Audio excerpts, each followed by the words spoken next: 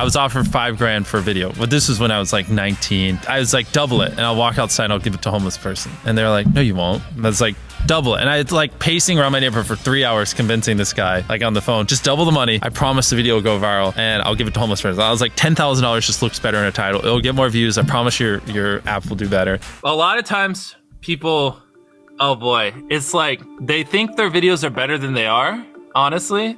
And tell them, Jimmy, tell them. I mean, they do that, and they have horrible friend groups because you really are like the type of YouTubers you hang around. It's getting people with the right YouTuber friend group that aren't pussies and will actually tell them when their content's bad and like actually roast it and help them get better in a nice, positive way. Basically what I did was I've somehow found these other like 4 lunatics. 3 of us were college dropouts. 1 was a high school dropout. And 1, I don't know, he just like quit his job. We were all super small YouTubers. And we basically talked every day for 1,000 days. It would go viral. We would just get on Skype every morning. And like some days, like I'd get on Skype at 7 a.m. and I'd be in the call until like 10 p.m. And then I'd go to bed, I'd wake up and I'd do it again. We'd do things like take 1,000 thumbnails and see if like there's a correlation to the brightness of the thumbnail to how many views it got. Imagine a world where it's just you working solo and you work 12 hours a day every day for like a year. And you're just grinding, you make a mistake, you learn from it, you grind, you make a mistake, you learn from it, and you do that for like a year. And then imagine a different world where you have 4 friends who are also equally grinding in something similar. Friend number 1 makes a mistake on Friday, he teaches the other 4 people. Friend number 2 makes a mistake the next week, teaches everyone.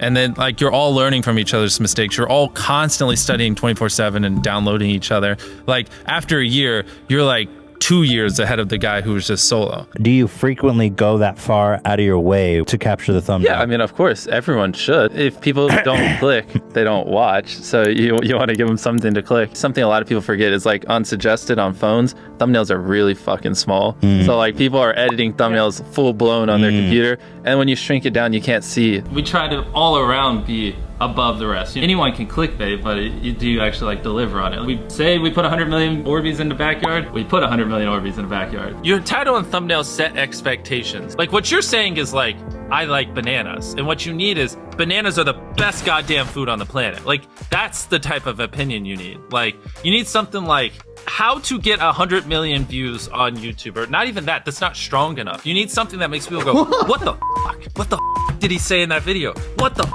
I need to know. At the very beginning of the video, to minimize drop-off, you want to assure them that those expectations are being met. If you're putting 1 million Orbeez in a pool, don't start the video with you shopping for, you know, your mom's birthday present. At the beginning of the video, just say, this is 100 million Orbeez. We're gonna fill this pool and this entire backyard with them. Match the expectations, and then you want to exceed them. So you want to assure people that what they clicked on is what they're getting, and then blow their mind and be like, but you're also getting even more. Anytime you say the word algorithm, just replace it with audience. The algorithm didn't like that video? No, the audience didn't like that video. If I wasn't retaining a viewer, just would it make sense for you to promote it? Why would you promote a 10-minute video that people watch on average a minute and a half? I mean, every video, even the stupid ones, I learned something.